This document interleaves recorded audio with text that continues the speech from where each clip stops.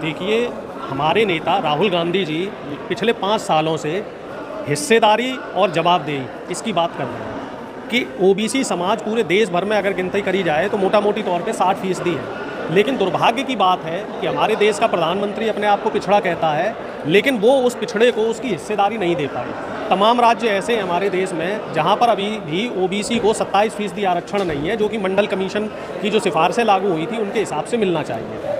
तो उसी मुहिम को लेके आज यहाँ लखनऊ के इंदिरा गांधी प्रतिष्ठान में एक बहुत बड़ा सम्मेलन आयोजित किया जा रहा है, जिसमें देश भर से तमाम पिछड़ों के चिंतक और पिछड़ों के नेता शामिल हो रहे हैं। और इसके लिए जो ओकेज़न है वो है महात्मा ज्योतिबा फुले जी की 200वीं जन्म जयंती। फुले साहब के बारे में हमारे युवाओं को तो खैर कम जानकारी होगी, तो मैं थोड़ा सा इस पर बताना चाहूँगा कि महात्मा ज्योतिबा फुले और उनकी धर्मपत्नी माँ सावित्रीबाई फुले ने 19वीं शताब्दी यानी कि आज से तकरीबन 150 साल पहले एक संघर्ष शुरू किया, और वो संघर्ष था दलित, पिछड़ों और आदिवासियों की शिक्षा को लेकर, महिला की शिक्षा को लेकर, जो देश की आधी फीसदी आबादी मानी जाती है, देश की नारी शक्ति, इसको शिक्षित करने को लेकर। उस दौर में चाहे वो सवर्ण समाज की महिलाएं हों, उनको भी शिक्षा का अधिकार नहीं था। वो लोग भी घर की चार दीवारी में रहती थी, उनका काम होता था घर गृहस्थी चलाना, बच्चे पालना, उनको मुख्य धारा में कोई काम करने का अधिकार नहीं था। तो इस मुहिम को लेकर महात्मा ज्योतिबा फुले और उनकी धर्मपत्नी सावित्रीबाई फुले और फातिमा शेख जी, इन लोगों ने, आप सोचो कि 150 साल पहले जब देश में पूरी तरीके से मनुवाद वर्चस्व पे था, तो इन लोगों को उस समय कितनी प्रताड़ना झेलनी पड़ी होगी। लोग ये कहते थे कि जिस रास्ते से ये लोग निकलते थे तो इनको पत्थर मारते थे लोग, इनका सामाजिक बहिष्कार हुआ, इनका हुक्का पानी बंद किया गया, लेकिन फिर भी ये सारी प्रताड़ना झेलते हुए इन लोगों ने जो शिक्षा की अलग, खास तौर से देश की महिला को, क्योंकि जब कोई नारी, घर में कोई नारी पढ़ती है तो वो अलग अलग जो 3 परिवार हैं उनको, वो उससे आगे उनका उद्धार होता है, वो मुख्य धारा में आते हैं। तो महिलाओं की शिक्षा पर इसीलिए ज़्यादा से ज़्यादा उनको मुख्य धारा में लाया जाए, इसके लिए मुहिम चली। और इसी मुहिम का नतीजा है कि आगे जब बाबा साहब भीमराव अम्बेडकर ने संविधान बनाया तो उसमें नारी महिलाओं को लेकर विधेयक लाया गया, और उस विधेयक के हिसाब से महिलाओं को शिक्षा का अधिकार दिया गया, मुख्य धारा में आने का अधिकार दिया गया। और अब बात रही जो प्रेजेंट सिनेरियो है उसको लेकर कि इस समय उत्तर प्रदेश में कांग्रेस और सहयोगी दल, खासतौर पे अगर उत्तर प्रदेश की बात करी जाए तो यहाँ उत्तर प्रदेश में कांग्रेस और समाजवादी पार्टी का एक नेचुरल अलायंस है। हम लोग इंडिया गठबंधन के सदस्य हैं, और दोनों ही जो प्रमुख दल हैं, हम लोगों की जो दोनों की एक क्या कहते हैं कॉमन एजेंडा ये है कि जो देश का बहुजन है, दलित और पिछड़ा, खासतौर से उत्तर प्रदेश में, क्योंकि यहाँ जो आदिवासी आबादी है वो काफ़ी कम है, तो दलित पिछड़ों को उनकी संख्या के हिसाब से हिस्सेदारी दी जाए। मौजूदा जो सरकार है वो पूरा मनुवाद को फॉलो कर रही है। तमाम यहाँ के आप शैक्षिक संस्थान देखो, तमाम जो यहाँ की यूनिवर्सिटी है, सभी यूनिवर्सिटी के जो वाइस चांसलर हैं, प्रोफेसर हैं, और जितनी भी नई नियुक्तियाँ हो रही हैं, हम अगर सिर्फ शिक्षा जगत की बात करें, चाहे वो टेक्निकल यूनिवर्सिटी हो या नॉर्मल यूनिवर्सिटी हो, सभी जगह वाइस चांसलर सवर्ण जाति के हैं।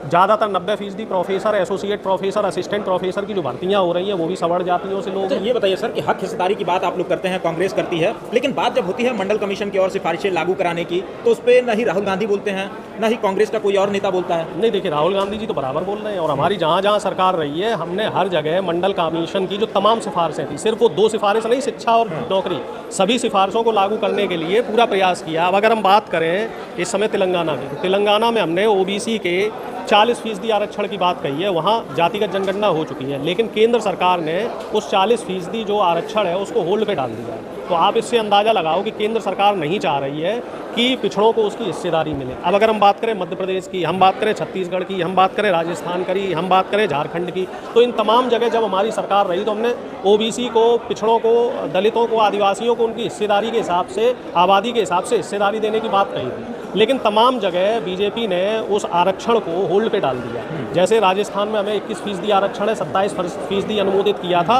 उसको होल्ड पे डाल दिया। मध्य प्रदेश में बहुत बड़ी लड़ाई चल रही है, वहाँ भी 14% आरक्षण है, कमलनाथ जी ने उसको 27% किया था। और आपको जान के आश्चर्य होगा, उड़ीसा में बीजेपी की डबल इंजन की सरकार है और वहाँ ओबीसी का आरक्षण अभी 0% है।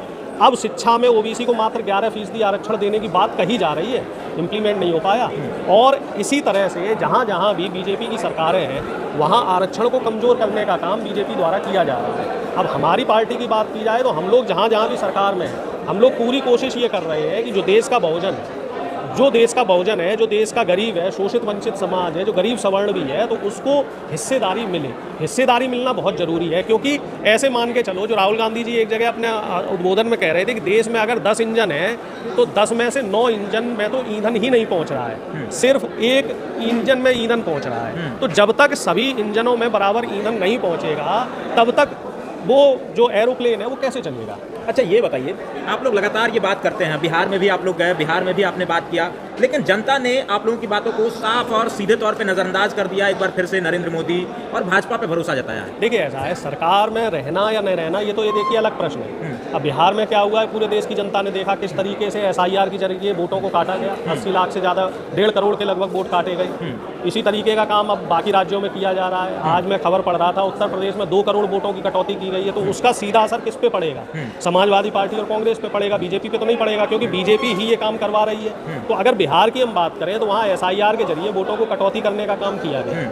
इसी वजह से जो बिहार के परिणाम रहे वो अप्रत्याशित रहे, और बिहार की जनता को वहाँ ठगा भी गया। नीतीश कुमार के नाम से वोट लिया गया और अब नीतीश कुमार को टाटा बाय बाय कर दिया गया, उनको दिल्ली रवाना कर दिया। चोरी का जो मुद्दा था वो लगातार राहुल गांधी उठा रहे थे, तमाम जो है कागजात ला करके दिखा रहे थे, तमाम लोगों को खड़े कर रहे थे कि इनका नाम काट दिया गया, इनका नाम काट दिया गया, ये जिंदा है, इनको मृत दिखा दिया गया, तमाम चीज़ें। लेकिन फिर भी जनता उसे स्वीकार करने को तैयार ही नहीं है, उसका कुछ असर ही नहीं पड़ा। बिहार में उन्होंने खूब यात्रा भी निकाली थी। उत्तर प्रदेश में लगता है कि ये मुद्दा इस बार प्रभावी रहेगा। देखिए, ऐसा है, बिहार में जब SIR हुई, जो सरकार है, सरकार कहती है कि विपक्ष के पास कुछ मुद्दा ही नहीं है, तो असल मुद्दों से ध्यान भटकाने के लिए सब लेके आते हैं। मैं आपको बताऊं, बिहार में जो SIR हुआ उसके तुरंत बाद ही चुनाव आ गए। तो बिहार की जनता को वो चीज़ समझने में समय लग रहा था, तो वो चीज़ को नहीं समझ पाए।